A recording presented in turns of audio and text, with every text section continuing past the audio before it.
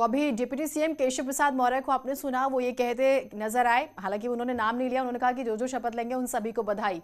लेकिन जो ये शपथ ग्रहण हो रहा है, विपक्ष के सर में दर्द हो रहा है माना जा रहा है, क्योंकि जिन नामों को तरजीह दी जा रही है, जो नाम चर्चा में है, वो थोड़ी सी मुसीबत खड़ी कर रहे हैं। मैं सुनील जी आपके पास आती हूँ, क्योंकि ये जो बदलाव हो रहा है, ये माना जा रहा था, अभी एक बात आई निकल के, बीजेपी प्रवक्ता कहते हैं कि भाई तमाम जो राजनीतिक दल है उनको साथ लेके जाने की कोशिश है, सभी गठबंधन कर रहे हैं, सभी ने दरवाजे खोले हुए हैं, लेकिन जो दल हैं कुछ नाराज चल रहे हैं, कुछ अलग होने की बातें करते हैं। उस परिप्रेक्ष्य में मैं समझना चाहूंगी इस चीज को, जो नाम चर्चा में है, आप कैसे देख रहे हैं?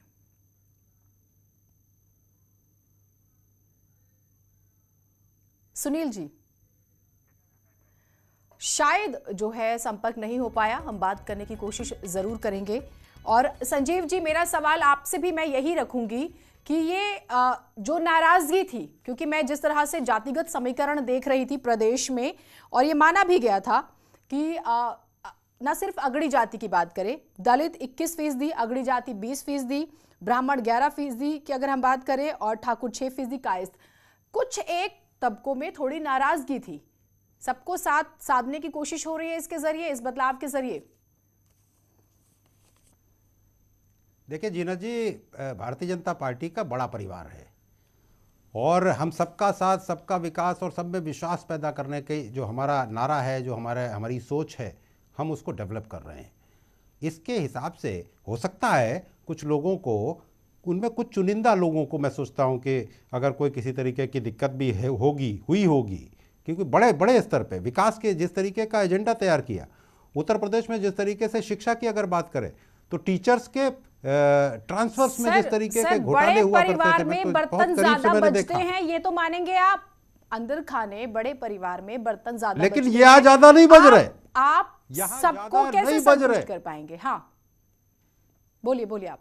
देखिए, सबको साथ लेकर के चला जा रहा है और उत्तर प्रदेश को भी बहुत आगे लेके जाना है, क्योंकि जितने बीच में 15 साल में जिस तरीके से सरकारों ने घोटाले पे घोटाले का काम किया और जिस तरीके से उत्तर प्रदेश को पीछे कर दिया था, अब योगी जी आ गए। योगी जी ने 4.5 साल में जिस तरीके से विकास के काम किए, यही तो सवाल है कि 4.5 साल क्यों लग गए? विपक्ष तो यही पूछ रहा है। धर्मेंद्र जी हमारे साथ जुड़े हुए, धर्मेंद्र जी यही पूछ रहे हैं।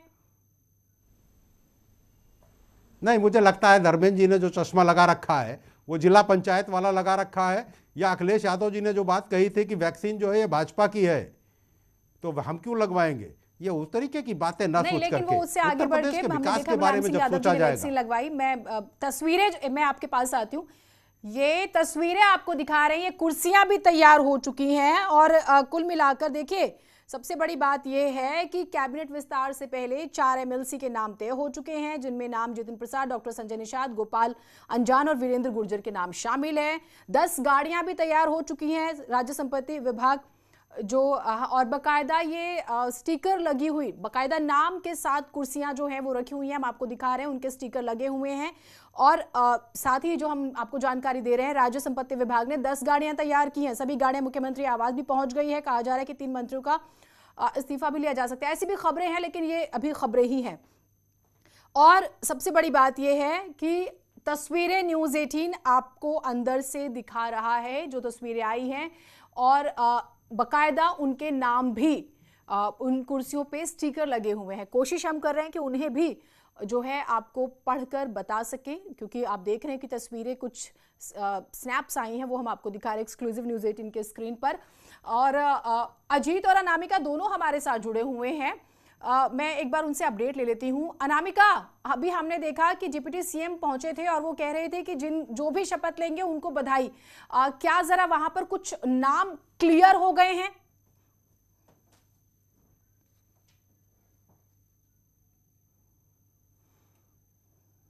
देखिए, हलचल बहुत तेज है। हाँ अनामिका, तो ये तस्वीरें सामने आ रही हैं, बात करने की कोशिश करेंगे। अजीत, अगर आप मेरी आवाज ये एक सुनते हैं, एक बार एक मंत्री बनने से पहले कुछ कहना चाहेंगे? सबका साथ, सबका विकास। योगी जी ने विकास किया है, उसको आगे बढ़ाना है। सर, मंत्री बनने वाले क्या कहना है? किया है अपने चुनाव में लग जाने के लिए, विकास के नाम पे प्रदेश का विकास होगा। प्रदेश का विकास होगा। सर, राज्य बनना है या कैबिनेट? ये सब पार्टी नेतृत्व के हाथ में।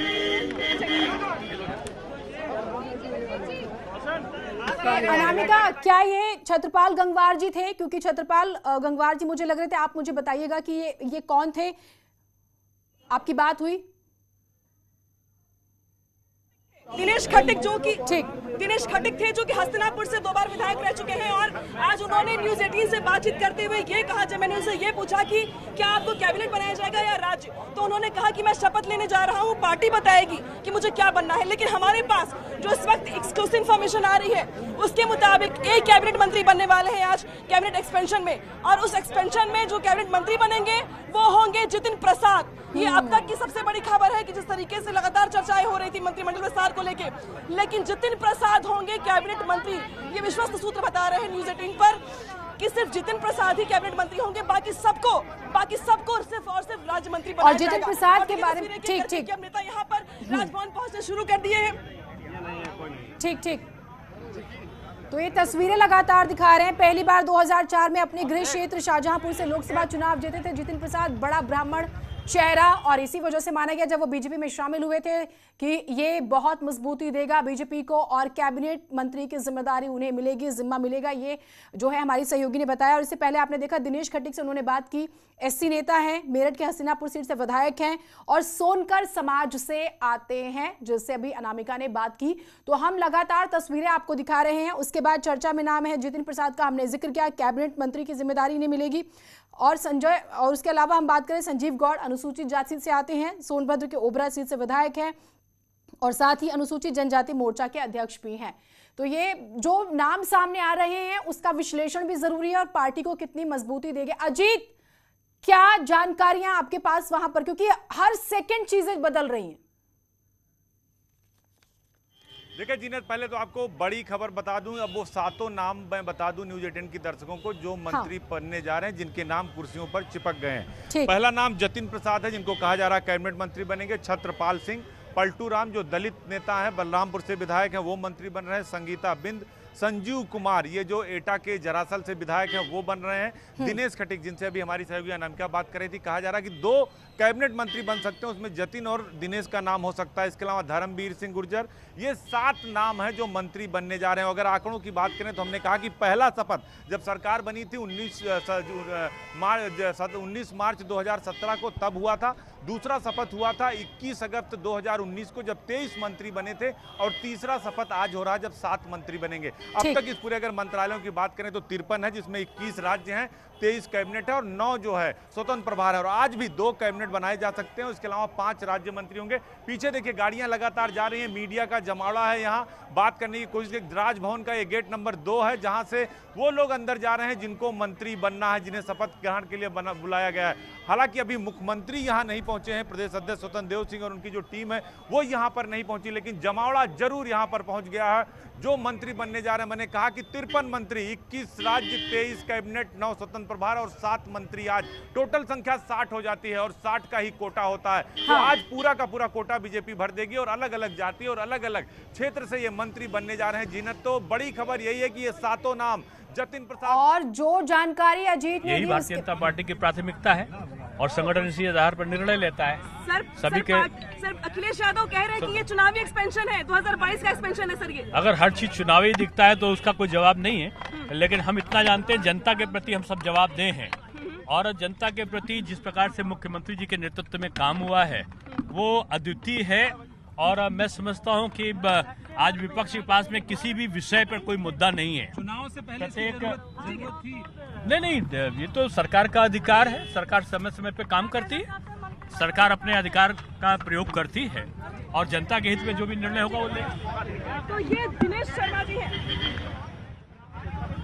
डिप्टी सीएम दिनेश शर्मा को आपने सुना। प्रदेश सरकार बेशक बेहतर काम कर रही है और समय समय पर जो समय की मांग है उसे पूरा किया जाएगा। अनामिका जो है हमारे साथ जुड़ी हुई है और ये बड़ी खबर आपको बता दें, हस्तिनापुर से एमएलए दिनेश खटिक मंत्री बनेंगे। अभी जो है जानकारी हमें अजीत ने भी दी, 1 कैबिनेट और 6 राज्य मंत्री शपथ लेंगे। देखिए, प्रदेश सरकार में 60 मंत्री बनाए जा सकते हैं। मौजूदा मंत्रिमंडल में 23 कैबिनेट मंत्री, 9 स्वतंत्र प्रभार मंत्री और 21 राज्य मंत्री हैं, यानी कुल 53। इस हिसाब से 7 जो है मंत्री पद अभी खाली हैं। ऐसे में योगी सरकार अपने कैबिनेट में किसी भी मंत्री को नहीं हटाती तो भी 7 नए मंत्री बनाए जा सकते हैं, जिसमें एक नाम जितिन प्रसाद का जो है तय हो गया है। और सुनील गुप्ता जी हमारे साथ जुड़े हुए हैं। सुनील जी, ये माना गया, ये तस्वीरें हम लगातार दिखा रहे हैं, अनामिका हलचल हो तो आप इशारा कीजिएगा, अजीत जैसे कोई हलचल हो आप इशारा कीजिएगा, जो है हम तस्वीरें जरूर दिखाएंगे। सुनील जी, मेरा प्रश्न आपसे, ये जितिन प्रसाद का नाम आ रहा है कि वो कैबिनेट मंत्री बनना तय, बीजेपी को कितनी मजबूती मिलेगी? क्योंकि अब जो टाइमिंग है और जो तब्दीली हो रही है बड़े सवाल लाती है।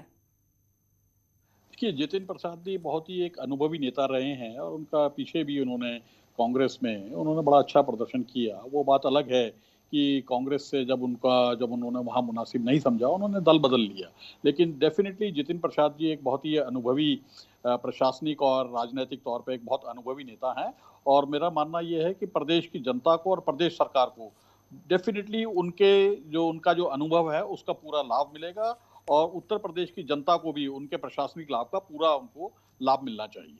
ठीक, तो ये उसके बाद मैं जिक्र करूं, क्योंकि दिनेश खटीक से हमारी सहयोगी ने बात की, मेरठ के हसनापुर सीट से विधायक है और सोनकर समाज से आते हैं, ये कैसे हेल्प करने वाला है सर? क्योंकि जो नाम सामने आए हैं, और मैंने आपसे एक सवाल शुरुआत में किया था, पड़ोसी राज्य का भी जिक्र हुआ था और आसपास के भी क्षेत्र का, क्योंकि किसी भी राज्य में कुछ बदलाव होता है तो आसपास के राज्यों में बहुत असर पड़ता है। तो आप इसे इस तरह से देख रहे हैं जो नाम हमारे सामने आए हैं? देखिए, उत्तर प्रदेश पूरे देश में एक सबसे बड़ा राज्य है और सबसे बड़ा राज्य होने के नाते इसकी जो सीमाएं लगती हैं वो दिल्ली से शुरू होकर पाकिस्तान और चाइना बॉर्डर तक जाती हैं। इससे आप अंदाजा लगा सकते हैं कोई बात इसका क्षेत्र अब आ रहा है तो हम तो तैयारी करेंगे, ये कोई इसमें कोई कहने वाली बात तो है नहीं। लेकिन आप लोगों ने प्रयास ये किया है कि ब्राह्मण और बाकी 6 पिछड़ों पर ज्यादा जोर है बीजेपी का चुनाव में। तो अच्छी बात है, संख्या पिछड़ों की ज्यादा है तो भागीदारी ज्यादा दे रहे हैं तो स्वागत है उसका। आज सर क्या कितने कैबिनेट होंगे, कितने राज्य होंगे, कुछ तय हो पाए? अभी तय हो जाएगा, बस थोड़ी देर में। चलो ठीक हो गया। क्या गिरा भैया? किसका गिरा? अरे चलो किसी का गिरा है भैया। भैया टीवी किसका? तो ये नाम जो है वो तय हो गए, वो हम आपको लगातार बता रहे हैं और जो नेता पहुंच रहे हैं उनसे बातचीत भी हो रही है। और देखिए, जो नाम तय हुए वो भी लगातार आपको बता रहे हैं। और अब आप समझिए, जितिन प्रसाद पहली बार 2004 में अपने गृह क्षेत्र शाहजहांपुर से लोकसभा चुनाव जीते थे और पार्टी को मजबूती देंगे और उनके अनुभव का फायदा पार्टी को होगा। आपने देखा कि हाल ही के दिनों में किस तरह से तमाम पॉलिटिकल पार्टीज ब्राह्मण सम्मेलन कर रही हैं, आपने देखा। और उसके बाद ये जब नाम बीजेपी में यूं तो पहले आ गए थे, लेकिन अब जिम्मेदारी मिली है तो वाकई जिम्मेदारी के हिसाब से जब आप आगे बढ़ते हैं तो आपके कार्यकर्ताओं में भरोसा पैदा होता है। अजीत हमारे साथ हैं। अजीत, फटाफट से वो नाम दोहरा दीजिएगा जो लिस्ट आपके पास है।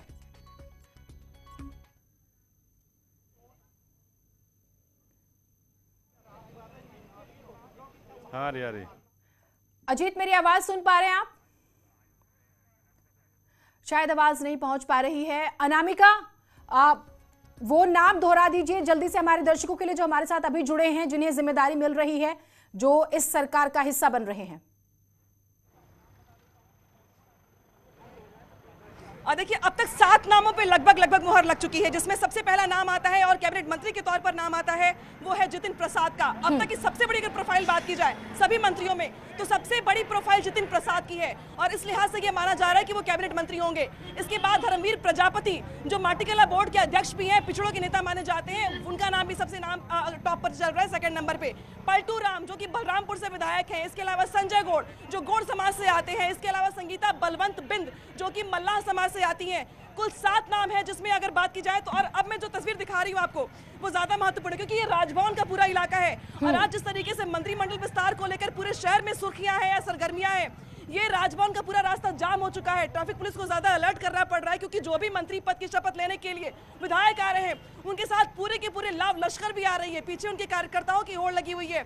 इसके अलावा सरकार के दोनों डिप्टी सीएम ऑलरेडी पहुंच चुके हैं, तो ये पूरा का पूरा इलाका आज जाम हो चुका है। और राजभवन के बाद जिस तरीके की महफिल है और जिस तरीके से भीड़ लगी हुई है, मैं एक तस्वीर आपको राजभवन की बाहर की भी दिखा दूं क्योंकि मुख्यमंत्री योगी आदित्यनाथ के पहुंचने से पहले यहाँ पर मीडिया के साथ साथ तमाम कार्यकर्ताओं का, नेताओं का जमावड़ा लगा हुआ है। और जिस तरीके से बीजेपी के लिए आज एक बड़ा मास्टर स्ट्रोक इसे कहें हम या बड़ा फैसला कहें, बहुत सारे बीजेपी के नेता भी पहुंच रहे हैं इस पूरे के पूरे मंत्रिमंडल विस्तार का के साक्षी बनने के लिए। और जैसा आप जिक्र कर रही थी जीनत की, जो नाम है बाकी हर नाम के पीछे स्ट्रेटेजी है पार्टी की, हर नाम को बहुत सोच समझ करके रखा गया है और हर नाम को बहुत सोच समझ करके बिल्कुल। और इसकी डिटेल जो है अपने दर्शकों को जरूर बताएंगे। जितिन प्रसाद ब्राह्मण चेहरा, संजय उर्फ संजीव गौड़ अनुसूचित जाति, छत्रपाल गंगवार कुर्मी समाज से आते हैं, धर्मवीर प्रजापति ओबीसी हैं, पलटू राम दलित हैं, दिनेश खटीक एससी हैं, संगीता बिंद ओबीसी हैं। सुनील जी, मैं इसे आपसे समझती हूँ, राजनीति के केंद्र में दलित आ गया है, इस पर चर्चा हो रही है। हम पिछले 6 महीने की एक्सरसाइज देखे सेंटर से लेके स्टेट तक और आसपास के स्टेट में, सेंटर में है दलित और साथ लेके चलना है, ये बात सबको समझ में आ गई है। देखिए, ये बहुत अच्छी बात है। हाँ। देश में और प्रदेश में जितने भी समाज हैं उनमें सभी की बराबर की भागीदारी सुनिश्चित करना, ये किसी भी देश के नेताओं का, रूलिंग पार्टी के जो नेता होते हैं, ये उनका दायित्व भी होता है। और साथ ही साथ ये भी ख्याल रखना चाहिए, जैसा रखा जा भी रहा है, जहां तक देखने से बड़ा स्पष्ट है कि इतना बड़ा क्षेत्र होने के बावजूद प्रत्येक क्षेत्र से प्रतिनिधित्व जो है वो लोगों का उसमें लिया जा रहा है। तो ये मैं एक बड़ा स्वागत योग्य कदम है और ये मैं सरकार के लिए अच्छी उपलब्धि भी इसको मैं कहूंगा कि पूरे प्रदेश में एक ऐसा नहीं है कि भाई एक दल, एक जाति विशेष या एक क्षेत्र विशेष को अधिक महत्व दिया जाए। इससे संपूर्ण प्रदेश का विकास होने में इससे मदद मिलेगी और ये एक वाकई में एक स्वागत योग्य कदम है। इस पर मेरा एक और सवाल है, क्या इसकी टाइमिंग सवालों के घेरे में नहीं आती? चुनाव आने वाले हैं, नाराजगी रही अलग अलग दलों की, हमने देखा, और दरअसल ये माना गया कि सेटलमेंट, एक शब्द का इस्तेमाल करते हैं राजनीतिक टर्म्स में, नहीं हो पा रही थी, तो इसे कैसे देखा जाए?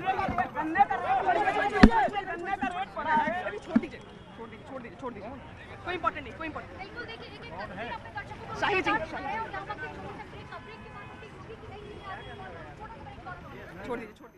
तो ये तस्वीरें आ रही हैं, वो हम आपको बता रहे हैं, कौन कौन से नेता पहुंच रहे हैं वो आप देख रहे हैं। हमारी सहयोगी लगातार, हमारी न्यूज़ 18 की पूरी टीम बनी हुई है। और सुनील जी, जो मेरा सवाल था आपसे, आप अपनी बात रखिएगा उस पर। आज के सभी वर्गों का प्रतिनिधित्व मिल रहा है। विपक्ष कह रहा है कि सियासत का विस्तार है।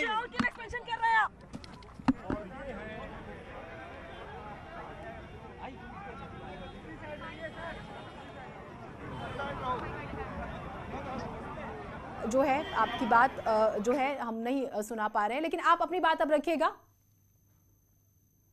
मैं कहूंगा कि बहुत अच्छी बात भी है कि उन्होंने बहुत लिमिटेड अपने मंत्रिमंडल का, उन्होंने जब भी विस्तार किया बहुत लिमिटेड किया। ऐसा नहीं है, जो बात आपने अभी कही, मैं उस बात से कतई सहमत नहीं हूँ कि सभी का उन्होंने उनको बैलेंस करने के लिए बात करी जाती है। अगर बैलेंस करने के लिए बात कही जाती तो ये मंत्रिमंडल का विस्तार कई दफा होता है, इसमें कई बार मंत्रियों की फेरपलट होती, तो मैं इस बात से आपकी सहमत नहीं हूँ। नहीं, ये दरअसल विपक्ष का भी सवाल है। धर्मेंद्र यादव जी हमारे साथ है। धर्मेंद्र जी, हाँ ठीक है, मैं सुनील जी, मैं आपसे इस बारे में बात करूंगी। और धर्मेंद्र जी, फिर तो स्वागत होना चाहिए, सब मिलकर चले, प्रदेश तो तरक्की तभी करेगा ना। धर्मेंद्र जी। हाँ जी मैडम, ये तो बात आप 2017 में पूछती तो और अच्छा होता। अगर 4.5 साल और साथ चल लेते तो और ज्यादा विकास हो जाता। आपकी शंकाओं पे मेरा प्रश्न है। भारतीय जनता पार्टी ने खुद ही मान लिया। भारतीय जनता पार्टी ने जी मैं भारतीय जनता पार्टी से पूछना चाह रहा हूँ। हाँ। मैं इनसे जानना चाहता हूँ, भारतीय जनता पार्टी ने बात मान लिया कि हमने 4.5 साल तक लोगों का साथ नहीं दिया। इसका मतलब जो सबके साथ का इनका नारा था वो झूठा नारा था। ये नारा जो देते हैं उसका उल्टा काम करते हैं। सबके साथ की बात करेंगे तो किसी को साथ नहीं लेंगे, बेटी बचाने की बात करेंगे तो बलात्कारी बचाएंगे, बेटी को पढ़ाने की बात करेंगे तो बेटी को जलाने की बेटी जला देंगे। तो इनका नारा हमेशा उल्टा रहता है। इसीलिए आप देखिएगा 2017 के चुनाव में मुख्यमंत्री पद का दावेदार कौन था? केशव प्रसाद मौर्य जी थे। कौन बन गया?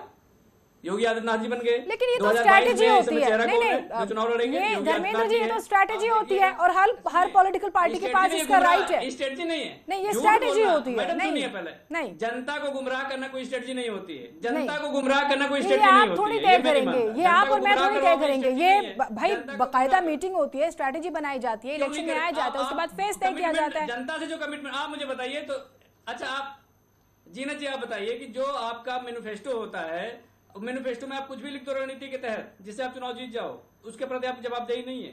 इसे सहमत हैं आप? सर, आपके मैनिफेस्टो पे अगर सवाल होंगे तो लंबी बहस हो जाएगी कि आपने कितने पूरे किए। संजीव जी भी हमारे साथ हैं। संजीव जी, आप इन आरोपों के क्या जवाब देंगे? क्योंकि जैसे ही हलचल होगी मैं अपने रिपोर्टर्स के पास भी जाऊंगी। संजीव जी, जवाब दीजिएगा।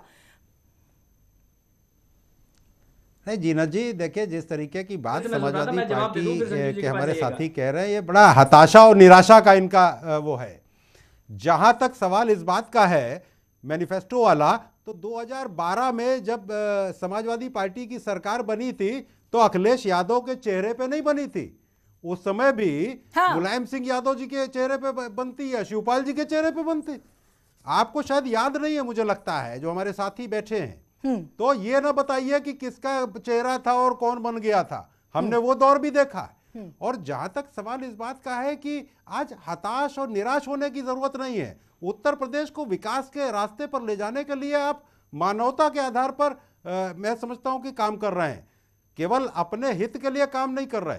और जिस तरीके के पिछले चुनावों में लोगों ने देखा कि कहीं आप कांग्रेस से गठबंधन कर रहे हैं, कहीं बसपा और सपा का गठबंधन कर रहा हो, तो अनैतिक तालमेल करके और केवल सत्ता हथियाने का जो काम आपका था, वो जनता ने उत्तर प्रदेश की जवाब दे दिया है। और 2022 में चाहे छोटे दल कर लो चाहे बड़े दल कर लो, क्योंकि जो जनता के हितों के काम नहीं करता, जो जनता की कसौटी पे खरा नहीं उतरता, वो दल राजनीति ज्यादा दिन नहीं कर पाता है। और जो स्थितियां आपने पैदा कर दी, आप हर चीज पर टीका टिप्पणी करते। सरकार के अच्छे कामों को मुझे लगता है कि विपक्ष को जरूर साथ देना चाहिए, और जहां ये लगता हो कि जनता का अहित हो रहा है, उसमें बम्पर तरीके से उसका विरोध करना चाहिए। लेकिन जो हमारे यहाँ क्षेत्रीय दल हैं और राष्ट्रीय दल हैं, एक दल है जो 32 साल कांग्रेस बेहाल है, तो स्थितियां उनकी बहुत साफ हैं। जहां एक तरफ भारतीय जनता पार्टी और आदरणीय योगी नहीं, लेकिन उस दल का कहना है कि उन्होंने पंजाब में जो तब्दीली की उसका भी असर यहाँ पे नजर आ रहा है। वो दल भी ये दावेदारी कर रहा है कि जो पंजाब में उन्होंने फैसला लिया और वो असर यहाँ पर भी नजर आ रहा है, उनका ये मानना है। उत्तराखंड तक हलचल है इस बात की। नहीं, वो सारा असर 2022 के चुनाव में दिखाई दे जाएगा जीनत जी। ये 32 साल कांग्रेस बेहाल हो गई है, लेकिन इन लोगों को आत्मचिंतन ही नहीं कर रहे। ये लोग जनता से कनेक्टिविटी नहीं। धर्मेंद्र जी, आप इस पे जवाब दीजिए, फिर मैं सुनील जी के पास जाती हूं। धर्मेंद्र लेवल के कार्यकर्ता हैं, हम पन्ना प्रमुख की नियुक्तियां करके उत्तर प्रदेश की सरकार, उत्तर प्रदेश की जनता के सामने जा रहे हैं, अपने विकास कार्यों के आधार पर जा रहे हैं। धर्मेंद्र जी, ये बात अलग है, आप सुन लीजिए। हाँ। संजीव जी सुन भी लीजिए जी। संजीव जी जो बता रहे हैं कि अनैतिक गठबंधन है, जब भारतीय जनता पार्टी 29 दलों के साथ मिलकर चुनाव लड़े वो नैतिक है, पीडीपी के साथ गठबंधन करे तो नैतिक है, बाकी पार्टी अगर गठबंधन करे तो अनैतिक है। पहली बात। दूसरी बात यह है, संजीव जी सुन लीजिए, दूसरी बात यह है संजीव जी सुन लीजिए, दूसरी बात यह है, अगर कोई किसी चोर से आप पूछो कि आपने चोरी किया है, तो वो दूसरे को बताएगा नहीं मैंने नहीं किया, उसने किया। तो ये बार बार कह रहे हैं कि हताश और निराश होने की बात कर रहे हैं। भारतीय जनता पार्टी खुद ही इतनी निराश है, खुद ही इतनी हताश है, आपसी कलह में इतनी परेशान है कि ये चुनावी रेवड़ी बांटना पड़ रहा है, उसको मजबूरी में कैबिनेट का विस्तार करना पड़ रहा है। इसके अलावा अभी ए.के. शर्मा जी के बारे में नहीं बताएंगे, शर्मा जी कहाँ चले गए। इनका जो चुनावी विस्तार है, ये चुनावी जो विस्तार है उसकी बात ये कर रहे हैं। मिनिमम गवर्नेंस की बात करते थे, वो कहाँ चला गया, इनका मिनिमम गवर्नेंस कहाँ चला गया, मुझे बता दीजिए आप। अभी इन्होंने, मैं बता दूं, अभी देखिए कोरोना में जिन लोगों की मौतें हुई थी, उन चिताओं से अभी आग ठंडी नहीं हुई थी कि अभी हमारे फिरोजाबाद और आगरा और एटा और कासगंज में बच्चों की इतनी सारी मौतें हो गई, उनके चिताओं की आग ठंडी नहीं हुई थी। अभी हमारे महंत जी, जो अखिल भारतीय अखाड़ा परिषद के मान जी थे, नयनगिरी जी, उनकी पता नहीं कैसे मौत हुई, उसकी आग ठंडी नहीं हुई थी। और हिंदू के इतने बड़े पुजारी होने वाले का दावा करने वाले भारतीय जनता पार्टी के लोग अगर जानते होंगे तो पितृपक्ष में कोई नया कपड़ा नहीं पहनता है, कोई नया काम नहीं करता है। और इनके पास ऐसी क्या मजबूरी आ गई कि हिंदू धर्म को भी किनारे रख दिया, पितृपक्ष में ही इन्होंने मंत्रिमंडल का विस्तार करना शुरू कर दिया। तो मुझे तो इनकी बात बिल्कुल समझ से परे हो जाती है। मैं इसे कैसे समझा जाए? आप परेशान हो गए इन फैसलों से, आप परेशान हो गए, ये जो तब्दीली हो रही है, ये जो नाम सामने आए हैं, हो गए इनकी नैतिकता से, इनकी बात। हाँ, मैं आप लोगों के पास आऊंगी। कुछ तस्वीरें सामने आ रही हैं, वो हम अपने दर्शकों को दिखा रहे हैं। न्यूज़ 18 की स्क्रीन पर आप एक्सक्लूसिव तस्वीरें देख पा रहे हैं। योगी के 7 नए सिपा सालार अब से कुछ देर में आपके सामने होंगे। तस्वीरें सामने आ रही हैं, वो नाम भी तय हो गए हैं जिनका हम जिक्र कर रहे थे लगातार। न्यूज़ 18 की टीम, जितिन प्रसाद, ब्राह्मण नेता, मजबूती मिलेगी, कैबिनेट मंत्री का दर्जा मिलेगा। पहली बार 2004 में अपने गृह क्षेत्र शाहजहांपुर से लोकसभा चुनाव जीते थे। लंबा अनुभव है, उनका अनुभव है और माना जा रहा है कि पार्टी को फायदा होगा। संजीव गौड़ अनुसूचित जाति सोनभद्र के ओबरा सीट से विधायक हैं। ये अनुसूचित जनजाति मोर्चा के अध्यक्ष हैं। पार्टी को बड़ा फायदा मिल सकता है। छत्रपाल गंगवार कुर्मी बिरादरी से आते हैं। ये बरेली के बहेड़ी से विधायक हैं, कुर्मी समाज से आते हैं, जैसे मैंने जिक्र किया, और बेहद ही महत्वपूर्ण उनका भी पार्टी में यानी कि सरकार में आना माना जा रहा है। धर्मवीर प्रजापति ओबीसी माटीकला बोर्ड के अध्यक्ष हैं, हाथरस जिले से आते हैं, आगरा के कोटे से एमएलसी भी हैं, बेहद ही महत्वपूर्ण। पलटू राम, आपने सुना उनको, हालांकि वो कह रहे थे कि मुझे इस बारे में जानकारी नहीं है, लेकिन ये खबरें हैं कि उनके नाम की पर्ची लग चुकी है कुर्सी पर। बलरामपुर से विधायक है, इनका नाम मंत्री बनने के लिए काफी समय से चल रहा था।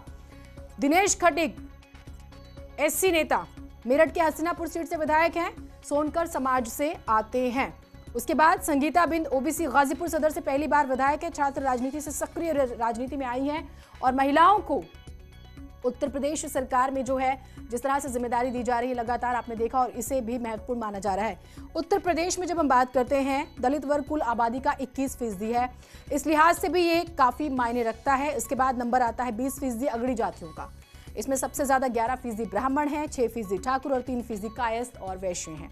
माना जा रहा है कि यादव को छोड़कर पिछड़ी जाति का बड़ा वोट बीजेपी को मिला था 2017 में, साथ ही जाटव को छोड़ बड़ी संख्या में दलितों ने भी बीजेपी को वोट किया था।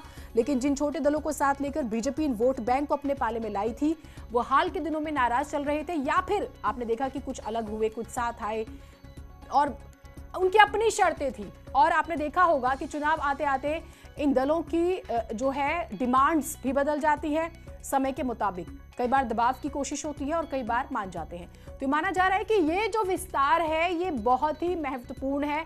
और अगर आप पिछले एक हफ्ते, खासतौर से मैं 10 दिन का जिक्र करूंगी, मुख्यमंत्री योगी आदित्यनाथ के ट्वीट्स देखेंगे, उसमें आप ये पाएंगे कि वो सभी के साथ सभी के विकास की बात कर रहे हैं। बकायदा उन्होंने कई बार भीमराव अंबेडकर जी का जिक्र भी किया है अपने ट्वीट्स में। राजनीति के पंडित उनके इन ट्वीट्स के जरिए भी इस विस्तार को समझ रहे हैं और बता रहे हैं कि दरअसल किस तरह की कैबिनेट आगे प्रदेश को मिलने वाली है, और इसी वजह से इसे चुनावी विस्तार कहा जा रहा है कि सभी वर्ग को साथ लेकर चला जाए। आपने देखा, अगर प्रियंका गांधी आती है उत्तर प्रदेश पूर्वांचल में, वो किस तरह से मिलती हैं। और हमारे साथ राजीव जुड़े हुए हैं। राजीव, क्या ताजा अपडेट? देख सकते हैं कि मैं मुख्यमंत्री आवास पर खड़ा हूं, जहां मुख्यमंत्री योगी आदित्यनाथ का काफिला राजभवन के लिए रवाना हो रहा है। आप देख सकते हैं कि मुख्यमंत्री योगी आदित्यनाथ जो हैं वो राजभवन पहुंच रहे हैं, और वहां पर पहुंचने के बाद आज योगी सरकार के दूसरे कैबिनेट विस्तार का शुभारंभ होगा। इस दौरान नए मंत्री बनाए जाएंगे जी। उसी के तहत जहां सवर्ण बिरादरी से जितिन प्रसाद को कैबिनेट मंत्री बनाया जाएगा, वहीं अन्य जो 6 मंत्री हैं उनको भी आज मंत्री पद की शपथ दिलाई जाएगी। आप देख सकते हैं कि इस वक्त योगी आदित्यनाथ का काफिला जो है वो राजभवन के लिए निकल चुका है। इस दौरान उनके साथ कुछ मंत्री भी मौजूद हैं, और अब से कुछ ही मिनटों बाद मुख्यमंत्री योगी आदित्यनाथ का ये काफिला राजभवन पहुंचेगा, और वहां पर एक समारोह में योगी सरकार के दूसरे कैबिनेट विस्तार का शुभारंभ किया जाएगा, और इस दौरान 7 नए मंत्रियों को शपथ दिलाई जाएगी। जिस तरह से मिशन 2022 को लेकर बीजेपी ने पहले ही इशारा किया था कि आने वाले समय में कुछ ही दिनों के भीतर एक कैबिनेट विस्तार हो सकता है, उसका आज ऐलान हो चुका है। और अब से कुछ ही मिनटों बाद योगी आदित्यनाथ इस राजभवन पहुंचकर अपने कैबिनेट विस्तार करेंगे। इस दौरान जो नवनियुक्त या यूं कहें कि जो मंत्री पद की शपथ लेने वाले मंत्री हैं, चाहे वो जितिन प्रसाद हो, चाहे वो संगीता बिंद हो, या फिर पलटू राम हो, ऐसे सभी 7 जो मंत्री हैं वो पहले ही राजभवन पहुंच चुके हैं, और इस दौरान कई विशिष्ट अतिथियों को भी राजभवन में बुलाया गया है। मुख्यमंत्री योगी आदित्यनाथ के पहुंचते ही शपथ ग्रहण समारोह शुरू हो जाएगा, और आज चुनाव के ठीक 3 महीने पहले योगी सरकार की दूसरी कैबिनेट विस्तार के तहत 7 नए मंत्री बनाए जाएंगे। ठीक, तो ये तस्वीरें हम लगातार आपको दिखा रहे हैं, और अलग अलग जो है नाम और वो क्यों महत्वपूर्ण है। अनामिका हमारे साथ जुड़ी हुई हैं। अनामिका, क्या अपडेट्स, मुख्यमंत्री कब तक पहुंच रहे, क्योंकि सिर्फ उन्हीं का इंतजार हो रहा है, लगभग वो तमाम नेता पहुंच चुके हैं जो आज शपथ लेंगे, और बाकी के लोग भी जिनको शपथ लेना है वो पहुंच चुके हैं। प्रदेश के डिप्टी सीएम पहुंच चुके हैं, जिलाधिकारी और कमिश्नर पहुंच चुके हैं, उत्तर प्रदेश के मुख्य सचिव पहुंच चुके हैं, लेकिन अब इंतजार हो रहा है मुख्यमंत्री योगी आदित्यनाथ का। और जिस रास्ते को मैं दिखा रही हूं आपको, ये वही रास्ता है जहां से मुख्यमंत्री योगी आदित्यनाथ कुछ ही देर के बाद आपको अपने काफिले के साथ दिखाई देंगे। मुख्यमंत्री योगी आदित्यनाथ के साथ होंगे पार्टी के प्रदेश अध्यक्ष स्वतंत्र देव सिंह, उनके साथ मौजूद होंगे यूपी के प्रभारी राधा मोहन सिंह, और इसी के साथ आप देख सकते हैं कि जो सड़क पर जो हलचल है थोड़ी बहुत तो बड़ी हुई है, हालांकि सिक्योरिटी को आगे रोका जा रहा है, क्योंकि अब यहाँ से जो राजभवन का पूरा रास्ता है, जहाँ पे कुछ देर पहले जाम लगा हुआ था, जाम की स्थिति थी, अब धीरे धीरे इसको खाली करवाया जा रहा है। चूंकि खबर यह है कि मुख्यमंत्री योगी आदित्यनाथ अपने आवास से निकल चुके हैं, तो अब यही वो रूट है जिसके जरिए मुख्यमंत्री योगी आदित्यनाथ के गाड़ियों का काफिला आपको सामने दिखाई देगा। हालांकि इस बीच एक तस्वीर में आपको ये भी दिखा दूं कि राजभवन के ठीक बाहर जो गैदरिंग देख रही हैं आप, इसमें मीडिया के साथ साथ तमाम पार्टी के वो कार्यकर्ता हैं जिनको अंदर जाने का मौका तो नहीं मिला, लेकिन वो बाहर रहकर चाहते हैं कि उनके नेता जिनको शपथ लेना है आज, वो उनका वार्म वेलकम कर सके, उनका अभिवादन कर सके, खुशी जाहिर कर सके। तो आज इस भीड़ में मीडिया के साथ साथ पार्टी के कार्यकर्ता भी हैं। हालांकि जो अगली तस्वीर है मुख्यमंत्री योगी आदित्यनाथ के गाड़ियों के काफिले की, उसका हो रहा है, क्योंकि ये पूरी की पूरी रूट जो है वो मुख्यमंत्री के लिए खास तौर पर आज के दिन के लिए रोकी गई है। और जैसे ही वो तस्वीर आती है मैं आपको वो भी दिखाऊंगी जीनत, लेकिन इस बीच बड़ी खबर ये है कि डिप्टी सीएम, दोनों डिप्टी सीएम अंदर पहुंच चुके हैं, जिनको शपथ लेनी है अब वो भी अंदर पहुंच चुके हैं। बड़ी अपडेट ये है कि जितिन प्रसाद, जिनको कैबिनेट का प्रसाद मिलेगा, यानी कि उनको कैबिनेट मंत्री बनाया जाएगा, और इस पूरे मंत्रियों की लिस्टिंग में सबसे बड़ी प्रोफाइल के नेता शायद जितिन प्रसाद ही हैं, और इसीलिए इनको लगा होगा, शायद सरकार को लगा होगा कि जितिन प्रसाद को ये प्रोफाइल देनी चाहिए, और इसलिए वो कैबिनेट बनाया जा रहा है। बिल्कुल, तो जितिन प्रसाद को आज प्रसाद जरूर मिल जाएगा, क्योंकि उनका नाम कैबिनेट मंत्री के लिए जो है फाइनल हो चुका है। राजीव, देखिए, इस वक्त मुख्यमंत्री योगी आदित्यनाथ राजभवन पहुंच चुके हैं। मुख्यमंत्री योगी आदित्यनाथ का काफिला राजभवन के गेट नंबर 1 से इंटर किया है, और इस दौरान उनके साथ उत्तर प्रदेश के प्रभारी राधा मोहन सिंह, प्रदेश अध्यक्ष स्वतंत्र देव समेत वो तमाम नेता मौजूद हैं, विधायक मौजूद हैं, जिन्हें आज मंत्री पद की शपथ लेनी है। और अब से कुछ ही मिनटों बाद जो राजभवन में योगी सरकार की दूसरे कैबिनेट के विस्तार का शपथ ग्रहण समारोह है, उसका शुभारंभ हो जाएगा। तो कुल मिलाकर जो समस्त तैयारियां हैं वो पूरी हो चुकी हैं, और अब खुद मुख्यमंत्री योगी आदित्यनाथ भी राजभवन पहुंच चुके हैं। तो ऐसे में उम्मीद जताई जा रही है अगले कुछ ही मिनटों में उत्तर प्रदेश सरकार के दूसरे कैबिनेट विस्तार का शुभारंभ होगा, और इस दौरान 7 नए मंत्रियों को शपथ दिलाई जाएगी, ताकि आने वाले समय में जो उत्तर प्रदेश में 2022 के विधानसभा चुनाव हैं, उसमें बीजेपी क्षेत्रीय और जातीय समीकरण का संतुलन बनाकर बीजेपी को ज्यादा से ज्यादा सीटें दिला सके। इस दौरान आप देख सकते हैं कि वहां पर राजभवन में जो समस्त तैयारियां हैं वो पूरी कर ली गई हैं, और अब कुछ ही देर बाद जैसे ही राज्यपाल मुख्य समारोह स्थल पर पहुंचेंगी, वैसे ही शपथ ग्रहण समारोह का शुभारंभ हो जाएगा।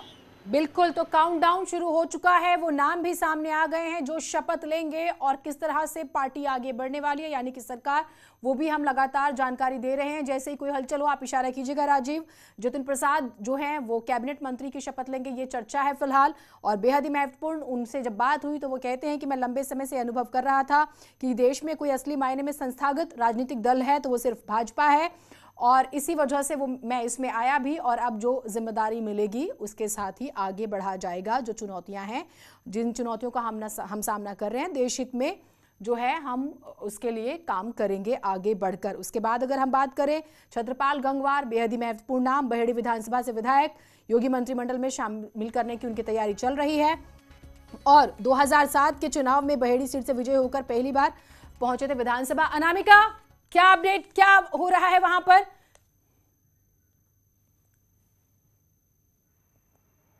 देखिए जीना, जैसा मैं पहले भी जिक्र कर रही थी कि आज राजभवन के अंदर से बाहर तक बहुत सारे बदलाव किए गए हैं, और शायद यही वजह है कि 4.5 साल के कार्यकाल तक जब तक हमने मुख्यमंत्री को कवर किया है, हर बार मुख्यमंत्री के राजभवन में दाखिल होने का गेट बिल्कुल यही था, और हर बार मुख्यमंत्री योगी आदित्यनाथ इसी गेट के जरिए जाते रहे हैं राजभवन के भीतर। लेकिन आज सुरक्षा के लिहाज से सभी डिप्टी सीएम हो, चाहे सरकार के मंत्री हो, प्रवक्ता हो, चीफ सेक्रेटरी हो, कमिश्नर हो, जिलाधिकारी हो, सभी आज इसी गेट से होकर के अंदर गए हैं। लेकिन आज मुख्यमंत्री योगी आदित्यनाथ ने अपना गेट बदल दिया, और वो इसके आगे, इसके जिस रूट पे मैं खड़ी हूँ, इसमें राजभवन के कई गेट बनाए गए हैं। मैं गेट नंबर 2 पर मौजूद हूँ, और मेरे दाहिने हाथ से जो रास्ता जाता है वो गेट नंबर 3 का है। आज मुख्यमंत्री योगी आदित्यनाथ का दाखिला भी राजभवन के अंदर अगले गेट से ही हुआ है। उनके साथ, जैसे मैं पहले भी बता रही थी कि मुख्यमंत्री के साथ आज राधा मोहन सिंह और स्वतंत्र देव सिंह सुबह से ही साथ में है। वो उनके साथ किसान सम्मेलन में भी गए थे। मुख्यमंत्री आवास पर हाई प्रोफाइल बैठक के दौरान भी तीनों नेता साथ में मौजूद थे और तीनों नेता एक साथ अंदर भी गए हैं। यानी कि सरकार के मुखिया, संगठन के मुखिया, साथ ही यूपी के प्रभारी, तीनों नेता अब अंदर पहुंच चुके हैं और बाकी लोग भी अंदर पहुंच चुके हैं। यानी कि आज उत्तर प्रदेश का जो एक्सपेंशन है, जिसे हम चुनावी एक्सपेंशन भी कह सकते हैं, वो कुछ ही देर में आपको दिखाई देगा। जहां पे स्क्रीन पे वो तस्वीरें आएंगी जब जो टीम तैयार की जा रही है, स्पेशल 7 तैयार किए जा रहे हैं चुनाव के लिए, वो शपथ लेते हुए दिखाई देंगे आपको। सबसे बड़ी बात यह है कि हम हर बार की बात करते हैं योगी मॉडल की या गुजरात मॉडल की या यूपी मॉडल की। आज के कैबिनेट एक्सपेंशन में साफ तौर पर मोदी मॉडल देखा जा सकता है, क्योंकि मात्र 3 महीने पहले जब केंद्रीय मंत्रिमंडल में विस्तार हुआ था तो यूपी के 7 चेहरे शामिल किए गए थे केंद्रीय मंत्रिमंडल में। उन 7 चेहरों में एक चेहरा था ब्राह्मण का, बाकी 6 चेहरे थे पिछड़ों से। और योगी मंत्रिमंडल के विस्तार में भी कुछ ऐसा ही दिखाई दे रहा है। तो सेंटर में जब कैबिनेट में तब्दीली हुई हमने देखा, अब की बार ओबीसी सरकार कहा गया और अभी स्टेट में भी जो हम तब्दीली देख रहे हो, खबर आ रही है नामिका की मुख्यमंत्री जो है वो राजभवन पहुंच चुके हैं। यानी कि जो काउंटडाउन है वो शुरू हो चुका है, क्योंकि उन्हीं का इंतजार हो रहा था। और अब की बार जो नई सरकार जिसका हम जिक्र कर रहे हैं आज विस्तार के बाद, वो अब सामने आ जाएगी। तो बड़ी खबर ये आ रही है कि मुख्यमंत्री राजभवन पहुंच चुके। तैयारियों की तस्वीरें आप देख रहे हैं, सभी के चेहरे पर मुस्कुराहट है। हर चेहरा आप देखिए खिलखिलाकर हंसते हुए आपको नजर आ रहे हैं तस्वीरों में। तैयारियां बाकायदा हो रखी है और शपथ ग्रहण कहाँ होगा, अंदर की तस्वीरें भी हम आपको दिखा रहे हैं। और नए मंत्री जो शपथ लेंगे वो मुस्कुराते हुए भी नजर आ रहे हैं। लगातार तस्वीरें आपको दिखा रहे हैं। तो क्योंकि अनामिका जैसे हमें जानकारी भी दे रही थी कि अमूमन वो अंदर दाखिल होने के लिए जिस रास्ते का इस्तेमाल करते थे वो नहीं किया। और अनामिका कारण भी यही है क्योंकि मीडिया का जमावड़ा है और जो लोग शपथ लेने वाले हैं, जो भी मंत्री, जो भी नेता जो हैं, खास तौर से उनके भी कार्यकर्ता होते हैं, उत्साह में तो भीड़ है, तो इस बात का ख्याल रखा गया है। देखिए जीना, सबसे पहले मैं मिलवा दूं आपको जितिन प्रसाद, शाहजहांपुर से आते हैं और शाहजहांपुर के कुछ लोग हमारे साथ यहाँ पे मौजूद हैं। पूरे मंत्रिमंडल विस्तार में जिनको कैबिनेट मंत्री बनाया जाना है, उनके समर्थक हमारे साथ यहाँ पे मौजूद है। राजभवन के बाहर है, अंदर एंट्री नहीं मिल पाई है। कहा यह गया कि जिनके नाम सिर्फ लिस्ट में शामिल है सिर्फ वही अंदर जा पाएंगे। आप लोग जितिन प्रसाद जी के समर्थक है जी। क्या कहेंगे, आज उनको कैबिनेट मंत्री बनाया जा रहा है? बहुत अच्छा है। सरकार का एक अच्छा फैसला है कि एक जितिन प्रसाद जी जो है कि लोकप्रिय हैं, विकास पुरुष हैं, तो आज उनको जो है सरकार में शामिल करके एक प्रदेश के लिए और समाज के लिए, युवाओं के लिए एक अच्छा संदेश जाएगा और एक सरकार का एक संदेश तो जाएगा, चुनाव के लिए जिम्मेदारी भी तो मिल जाएगी। जो जिम्मेदारी मिलेगी, जितिन प्रसाद जी केंद्र सरकार में मंत्री भी रहे हैं, बड़ी बड़ी जिम्मेदारियों को उन्होंने निभाया है। इस जिम्मेदारी पे भी उत्तर प्रदेश की जो नेतृत्व, भारतीय जनता पार्टी के नेतृत्व ने जो उन पर भरोसा व्यक्त किया है, वो उस पर निश्चित तौर पर खरे उतरेंगे। ये तो आप आने वाले दिनों में देखेंगे। लेकिन क्या मान लिया जाए कि इनका कद अब बढ़ा दिया गया है तो चुनाव में उनसे डिमांड भी ज्यादा हो जाएगी पार्टी की, ज्यादा सीटों को प्रभावित कर सकते? जितिन प्रसाद जी युवा भी हैं, जितिन प्रसाद जी बहुत मेहनती भी हैं। आने वाले समय में जो भी पार्टी उन पे जिम्मेदारी देगी वो निश्चित तौर पे बहुत अच्छे ढंग से निभाएंगे। वो बहुत ही अभी युवा हैं, काम करने का जज्बा है उनके अंदर। मैं जैसा कह रही थी कि बहुत सारे कार्यकर्ता पार्टी के ऐसे हैं जिनको भीतर जाने का मौका नहीं मिला, तो वो बाहर बैठ करके नेता का इंतजार कर रहे हैं कि मंत्रिमंडल विस्तार के बाद, शपथ ग्रहण के बाद जैसे वो बाहर निकलेंगे उनका अभिवादन किया जाएगा। तो ये कुछ ऐसे लोग हैं जो जिस तरीके से जितिन प्रसाद के समर्थक हैं, वो अब गेट के बाहर इकट्ठे होने शुरू हो गए हैं और कह रहे हैं कि जो रिस्पांसिबिलिटी उनको दी जाएगी और मैं आपके पास आती हूँ। मुख्यमंत्री योगी आदित्यनाथ का ट्वीट आया है, वो अपने दर्शकों को एक बार बता दें, क्योंकि देखिए लगातार जो है मुख्यमंत्री का जो स्टाइल है आप उसे समझिए, वो हमेशा एक कदम आगे चलते हैं। ना भ्रष्टाचार करेंगे, ना किसी को करने देंगे, सरकार की नीयत और नीति दोनों साफ है, हमारी सरकार में दंगे नहीं हो सकते। ये बड़ी बातें हम आपको बता रहे हैं, उन्होंने कही हैं। उसके बाद देखिए कैबिनेट विस्तार से पहले सीएम योगी का ट्वीट, बेहद ही महत्वपूर्ण ये जानकारी आपको बता दें। ना भ्रष्टाचार करेंगे, ना करने देंगे, सरकार की नीयत और नीति दोनों साफ है। ये बात मुख्यमंत्री जो है अपने ट्वीट के जरिए कह रहे हैं। 5:21 पर उनका ट्वीट ये आया है, हमारी सरकार में दंगे नहीं हो सकते। आज किसानों से जुड़ा जो कार्यक्रम था, मुख्यमंत्री ने वहां पर भी ये बात कही। देखिए, लेकिन तस्वीरों से नजर आप बिल्कुल भी ना हटाएं, कैबिनेट विस्तार का हम जिक्र कर रहे हैं और वो चेहरे भी आपके सामने मुस्कुराते हुए जिन्हें जिम्मेदारी दी जा रही है। और तैयारियां हो चुकी हैं, मुख्यमंत्री भी पहुंच चुके हैं और अब से कुछ ही देर में काउंटडाउन शुरू हो चुका है। और मुख्यमंत्री जैसे ही अब ये कार्यक्रम शपथ ग्रहण का किसी भी वक्त शुरू हो सकता है। साथ वो नाम भी हम आपको लगातार बता रहे हैं जिन्हें जगह दी गई है, जिन्हें जिम्मेदारी दी जा रही है, वो भी हम आपको लगातार बता रहे हैं। और वो क्यों महत्वपूर्ण है, किस क्षेत्र से आते हैं, कितना प्रभाव डालेंगे, वो भी हम आपको लगातार बता रहे हैं। अनामिका, कार्यकर्ताओं में उत्साह, आपने क्योंकि बात की, जितिन प्रसाद के समर्थक जो थे वहां पर बातचीत कर रहे थे और लगभग सभी उत्साह में हैं।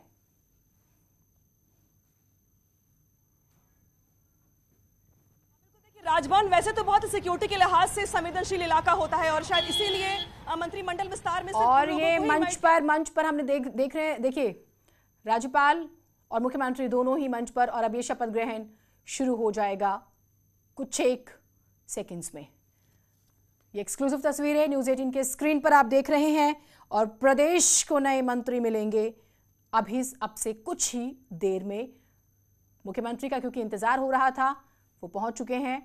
राज्यपाल आनंदीबेन पटेल को भी आप देख रहे हैं और पीछे अगर आप बहुत ध्यान दें तो वो चेहरे भी जिनका जिक्र हो रहा था, जिन्हें जिम्मेदारी मिलने वाली है, वो भी उनके पीछे।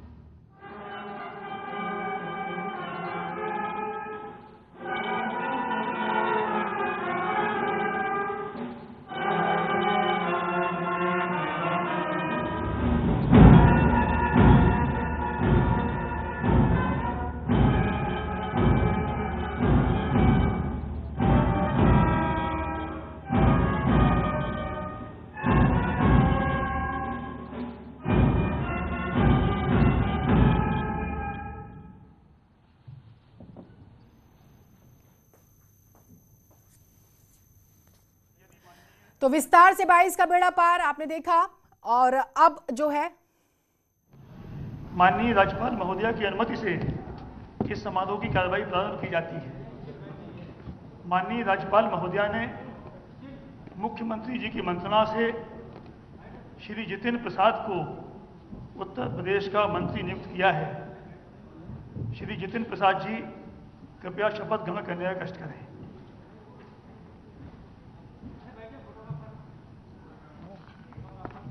मैं जितिन प्रसाद ईश्वर की शपथ लेता हूं कि मैं विधि द्वारा स्थापित भारत के संविधान के प्रति सच्ची श्रद्धा और निष्ठा रखूंगा। मैं भारत की प्रभुता और अखंडता क्षुण्ण रखूंगा।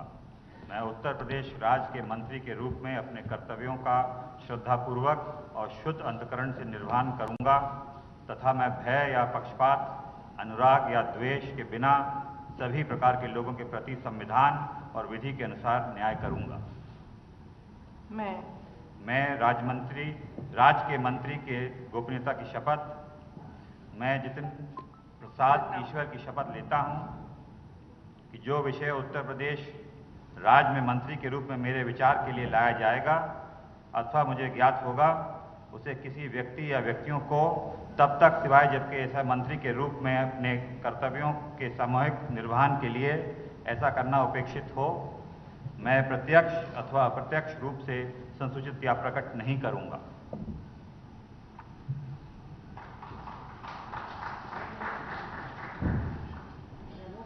माननीय राज्यपाल महोदया ने मुख्यमंत्री जी की मंत्रणा से निम्नलिखित महानुभावों को उत्तर प्रदेश का राज्य मंत्री नियुक्त किया है।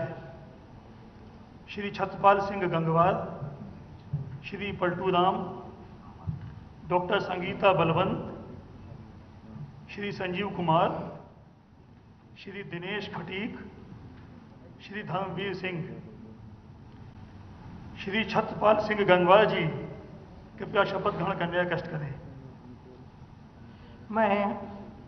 मैं छत्रपाल सिंह गंगवार ईश्वर की शपथ लेता हूं कि मैं विधि द्वारा स्थापित भारत के संविधान के प्रति सच्ची श्रद्धा और निष्ठा रखूंगा। मैं भारत की प्रभुता और अखंडता अक्षुण्ण रखूंगा।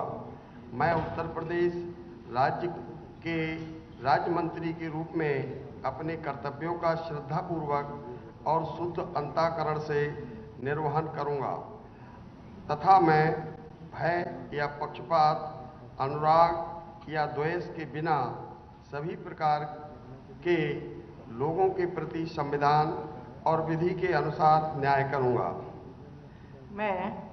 मैं छत्रपाल सिंह गंगवार ईश्वर की शपथ लेता हूं कि जो विषय उत्तर प्रदेश राज्य के राज्य मंत्री के रूप में मेरे विचार के लिए लाया जाएगा अथवा मुझे ज्ञात होगा, उसे किसी व्यक्ति या व्यक्तियों को तब के सिवाय जबकि ऐसे राज्य मंत्री के रूप में अपने कर्तव्यों के सम्यक निर्वहन के लिए ऐसा करना अपेक्षित होगा, मैं प्रत्यक्ष अथवा अप्रत्यक्ष रूप से संसूचित या प्रकट नहीं करूंगा।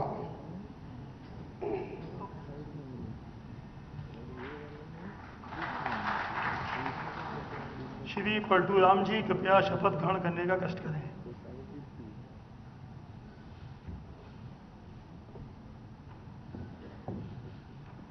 मैं पलटू राम ईश्वर की शपथ लेता हूं कि मैं विधि द्वारा स्थापित भारत के संविधान के प्रति सच्ची श्रद्धा और निष्ठा रखूंगा। मैं भारत की प्रभुता और अखंडता अक्षुण्ण रखूंगा।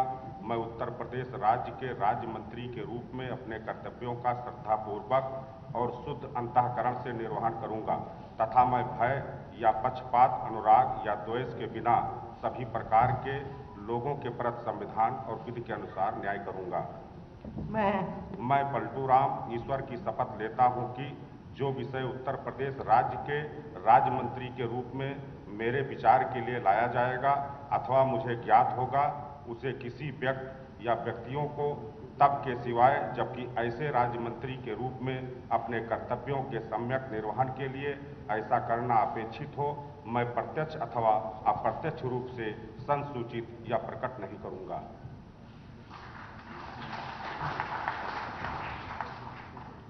डॉक्टर संगीता बलवंत जी, कृपया शपथ ग्रहण करने का कष्ट करें।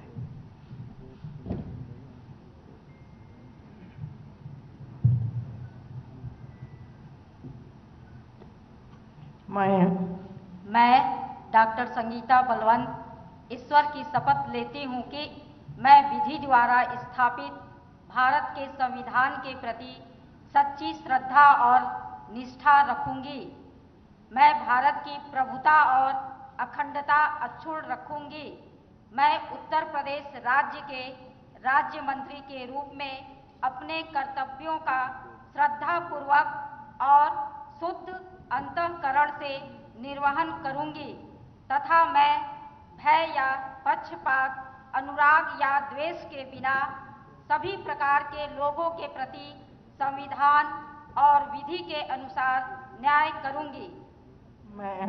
मैं डॉक्टर संगीता बलवंत ईश्वर की शपथ लेती हूँ कि जो विषय उत्तर प्रदेश राज्य के राज्य मंत्री के रूप में मेरे विचार के लिए लाया जाएगा अथवा मुझे ज्ञात होगा, उसे किसी व्यक्ति या व्यक्तियों को तब के सिवा जबकि ऐसे राज्य मंत्री के रूप में अपने कर्तव्यों के सम्यक निर्वहन के लिए ऐसा करना अपेक्षित हो, मैं प्रत्यक्ष अथवा अप्रत्यक्ष रूप से संसूचित या प्रकट नहीं करूंगी। धन्यवाद। श्री संजीव कुमार जी, कृपया शपथ ग्रहण करने का कष्ट करें।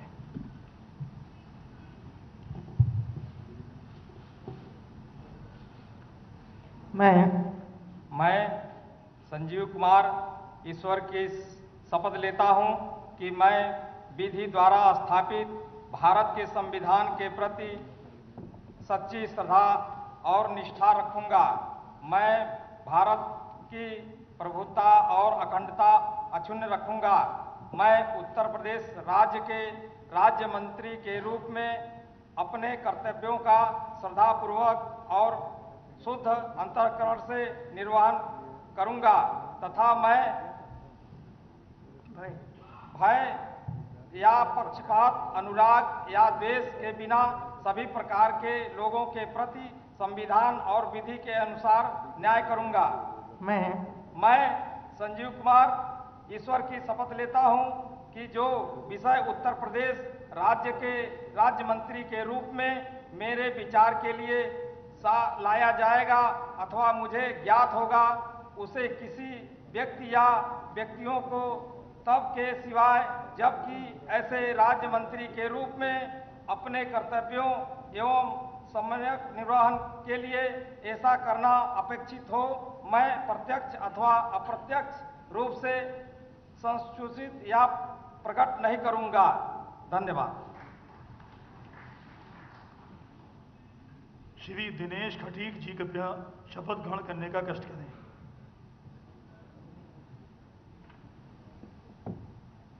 मैं दिनेश खटीक ईश्वर की शपथ लेता हूँ कि मैं विधि द्वारा स्थापित भारत के संविधान के प्रति सच्ची श्रद्धा और निष्ठा रखूँगा। मैं भारत की प्रभुता और अखंडता अक्षुण्ण रखूँगा।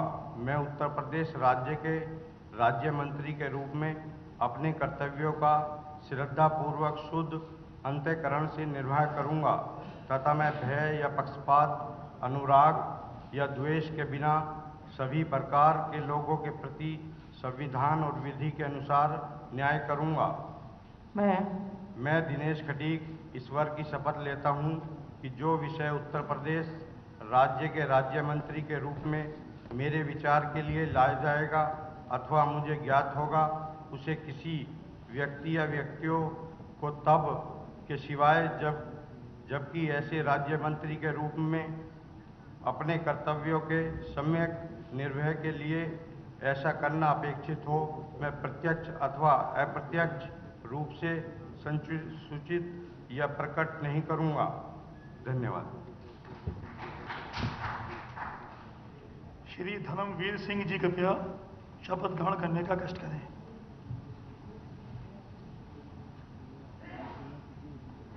मैं धर्मवीर सिंह ईश्वर की शपथ लेता हूं कि मैं विधि द्वारा स्थापित भारत के संविधान के प्रति सच्ची श्रद्धा और निष्ठा रखूंगा। मैं भारत की प्रभुता और अखंडता अक्षुण्ण रखूंगा। मैं उत्तर प्रदेश राज्य के राज्य मंत्री के रूप में अपने कर्तव्यों का श्रद्धापूर्वक और शुद्ध अंतःकरण से निर्वहन करूंगा तथा मैं भय या पक्षपात, अनुराग या द्वेष के बिना सभी प्रकार के लोगों के प्रति संविधान और विधि के अनुसार न्याय करूंगा। मैं राज्य के राज्य मंत्री के लिए गोपनीय की शपथ मैं धर्मवीर सिंह ईश्वर की शपथ लेता हूं कि जो विषय उत्तर प्रदेश राज्य के राज्य मंत्री के रूप में मेरे विचार के लिए लाया जाएगा अथवा मुझे ज्ञात होगा, उसे किसी व्यक्ति या व्यक्तियों को तब के सिवाय जबकि ऐसे राज्य मंत्री के रूप में अपने कर्तव्यों के सम्यक निर्वहन के लिए ऐसा करना अपेक्षित हो, मैं प्रत्यक्ष अथवा अप्रत्यक्ष रूप से संसूचित या प्रकट नहीं करूंगा। धन्यवाद।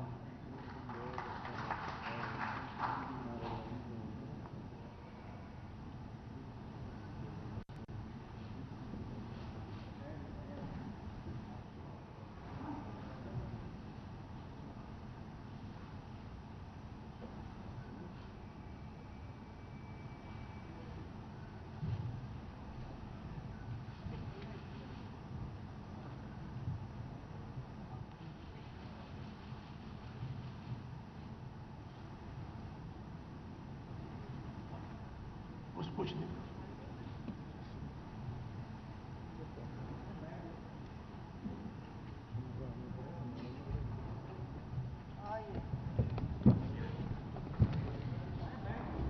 लखनऊ राजभवन की तस्वीर, 7 नए मंत्री शामिल हुए यूपी कैबिनेट में। जितिन प्रसाद को इस वक्त आप देख रहे हैं कैबिनेट मंत्री योगी सरकार में, और इसी के साथ योगी के सुपर 60 कह सकते हैं पूरी तरह से कंप्लीट ये टीम।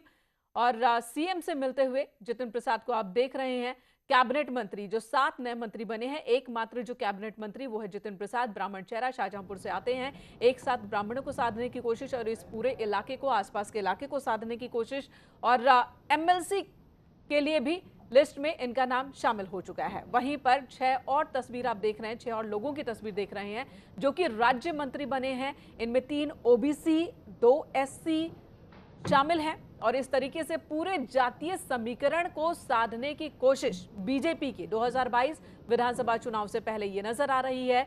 और अब सीएम योगी आदित्यनाथ अपनी कैबिनेट के इन नए मेहमानों का स्वागत करते हुए नजर आ रहे हैं। और तस्वीरों में आप देख रहे हैं इस वक्त किस तरीके से आशीर्वाद भी ले रहे हैं ये सभी मंत्री। और इनमें से कई मंत्रियों का कहना है कि इन्हें पता ही नहीं था कि ये योगी कैबिनेट में शामिल होने जा रहे हैं। 1 घंटे पहले तक इन्हें जानकारी तक नहीं थी, इन्हें टीवी के जरिए जानकारी मिली, ऐसा इनका कहना है। जिसमें संगीता का नाम भी शामिल है, छत्रपाल गंगवार का नाम भी शामिल है। इनका भी कहना है कि इन्हें टीवी के माध्यम से ही पता चला कि इनका नाम कैबिनेट के लिए सिलेक्ट किया गया है। लगातार न्यूज़ 18 आपको पल पल की खबर दे रहा है। हर वो नाम जो न्यूज़ 18 ने दिखाया था, वो नाम अब आपको सामने नजर आ रहे हैं। धर्मेंद्र यादव समाजवादी पार्टी प्रवक्ता हमारे साथ लगातार मौजूद हैं। संजीव मिश्रा जी भी हमारे साथ जुड़े हुए हैं। धर्मेंद्र जी, आपके पास आती हूं। थोड़ी देर पहले आप कह रहे थे कि आखिर पितृपक्ष में क्या जरूरत आन पड़ेगी कि यहां पर कैबिनेट एक्सपेंशन करना पड़ा। तो ऐसा पहली बार नहीं है। कल्याण सिंह ने तो पितृपक्ष में मुख्यमंत्री पद की शपथ भी ली थी एक वक्त। तो पहला ये वाकया नहीं है। क्या आपकी ये तमाम नाराजगी इस वजह से तो नहीं कि ओबीसी पर एक बार फिर से बड़ा दांव चल दिया बीजेपी ने? 7 में से 3 ओबीसी चेहरा। जीनत जी, जिसका जो अतीत होता पीछा नहीं छोड़ता है। मैं तो कई बार इस बात को बोल चुका हूं। आज भी आपने देखा होगा कि एक कैबिनेट मंत्री बना, वो भी ब्राह्मण जाति का बना। इसके अलावा ओबीसी और एससी का कोई भी व्यक्ति इनको कैबिनेट के लायक नहीं समझ में आया। यानी कि रेवड़ी बांटने के लिए जो बाकी लोग हैं, ओबीसी और एससी के लोगों को हमेशा झुंझुना मिलता है और हमेशा झुंझुना मिलता रहेगा।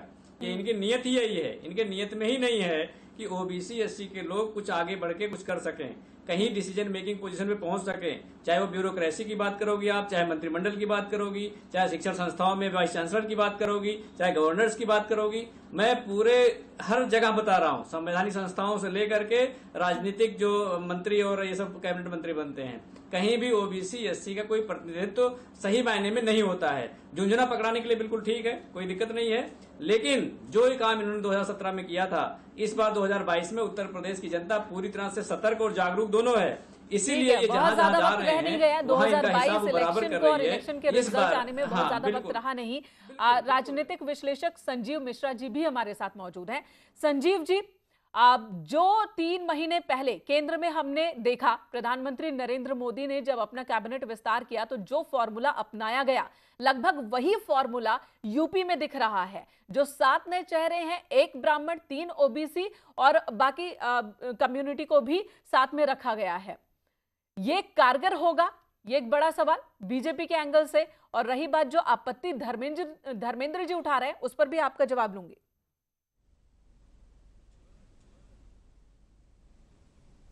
संजीव मिश्रा प्रवक्ता बीजेपी हमारे साथ मौजूद है। संजीव जी, जो केंद्र में हुआ वही यूपी में, वही फॉर्मूला कॉपी पेस्ट कर दिया?